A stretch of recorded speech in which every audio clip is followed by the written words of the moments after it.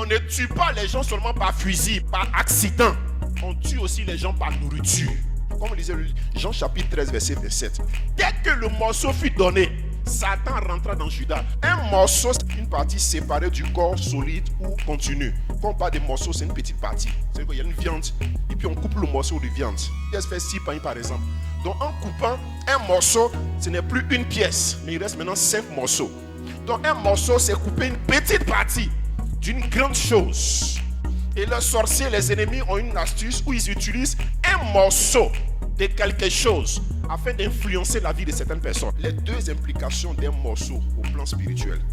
Un morceau peut être une clé ou un précipice. Un précipice, c'est quoi? Quelque chose qui te précipite, qui t'envoie en bas.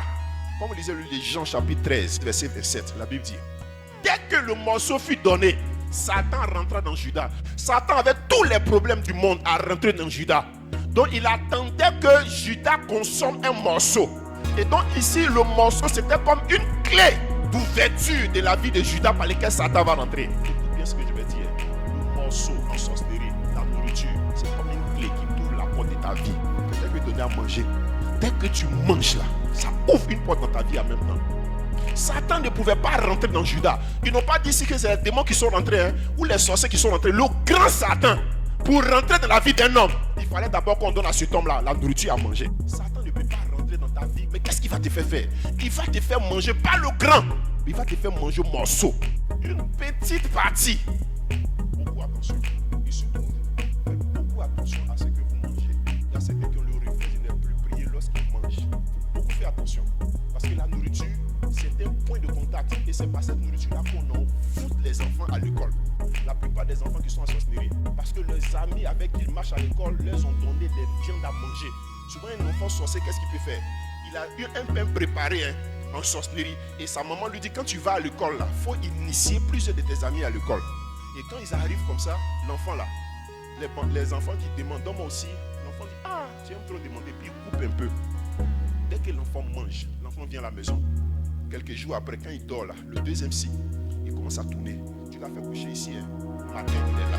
Souvent, il tombe du lit. Deuxième signe, quand il dort, il parle même. Quand il est encore bébé, donc il se croit qu'il est en train de parler, mais il est en train de faire des réunions. Un autre signe, il se réveille souvent. Tu dis, va pisser. Il va dans la cuisine. Souvent, même là, on appelle les somnambules. C'est ça, non?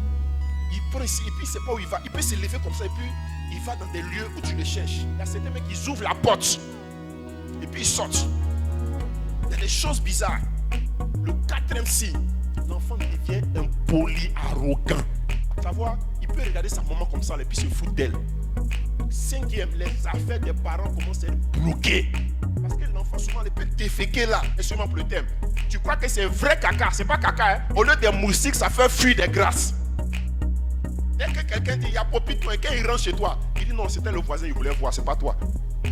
Tout le monde fuit, les bonnes choses fuient, le mari fuit, les grâces fuient. Parce que quelqu'un est uriné là. C'est fini quand les choses se mélangent, les choses se bloquent, maladie sur maladie. Mais si tu as eu le réflexe de détecter la chose tôt, de briser le cycle, la chose est finie. Alléluia. Mais tout commence par quoi? Par un morceau. 50% des gens qui meurent en Afrique, la majeure partie de mort provient du fait qu'ils ont envoûté leur nourriture. Or, quand une nourriture est envoûtée, ça rentre dans ton organisme, ça va dans ton intestin, dans ton foie, et puis ça peut créer cirrhose de foie. Quand tu traites cirrhose de foie, tu vas faire opération, tu vas faire analyse, échographie, les docteurs ne voient rien, mais tu constates que ton foie n'est pas ça.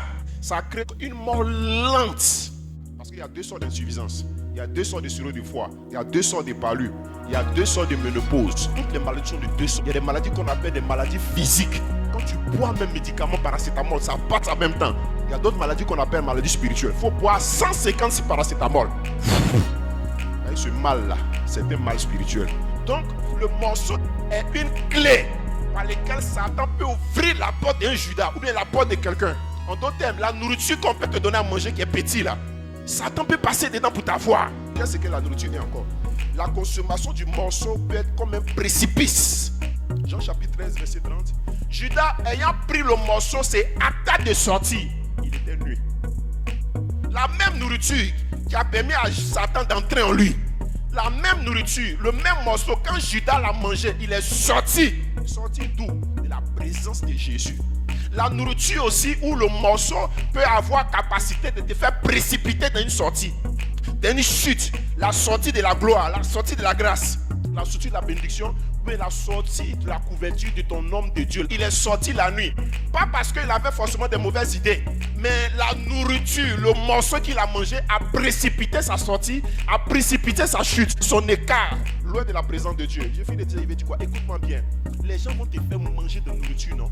Et leur nourriture qu'ils te feront manger là, leur but c'est quoi? C'est de te faire sortir de la protection de l'homme de Dieu. Ils te font manger des choses, c'est que tu ne comprends plus le monsieur. Quand il dit, ah toi tu crois B, mais c'est un piège, hein? Parce qu'ils te font manger des choses, ils te font intoxiquer des choses.